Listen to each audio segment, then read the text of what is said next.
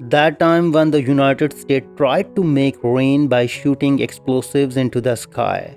Imagine making it rain not by dancing or praying, but by the blasting explosives into the sky. Sounds crazy, right?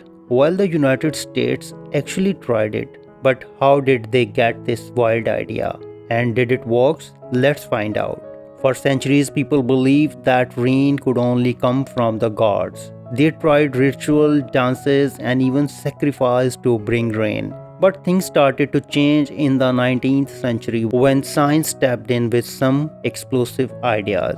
One of the first scientists with a bold plan was James Pollard Espy. In 1841, he suggested starting massive forest fires, yes, on purpose. He believed the heat from the fires would create air currents, lifting moistures into the sky and causing rain. He even tried to convince Congress to let him burn forests from the Great Lakes to the Gulf of Mexico, but they said no way.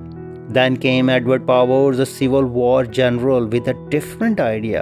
In 1871, he wrote a book called War and the Weather. Edward Powers noticed something strange during battles. After loud cannon fire, heavy rain often followed. He was not alone. Soldiers from the Battle of Bull Run said it rained heavily right after the fighting. Even the famous French leaders Napoleon Bonaparte believed loud battles could bring rain. But how could explosions make it rain? Powers had a theory. He said there were huge rivers of moisture flowing above us, water carried by winds from the Pacific Oceans. When warm air from the south met cold air from the north, the moistures turned into rain.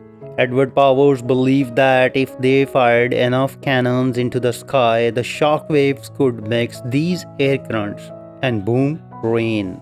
Edward Powers was so sure about his idea that he convinced the United States Army Signal Office to support him and his plan to set up 300 cannons in a circle and fire them all at once. But Congress was not impressed and refused to fund it. It took 20 years of pushing before they finally gave him $9,000 to try his wild experiment. So did it work? Sadly, no. The test did not bring the down Powers Edward Powers hoped for, but his dreams of controlling the weather did not die. Today we have modern cloud seeding techniques that use chemicals, not cannons. So what do you think? Was Edward Powers ahead of his time or just chasing a storm that wasn't coming?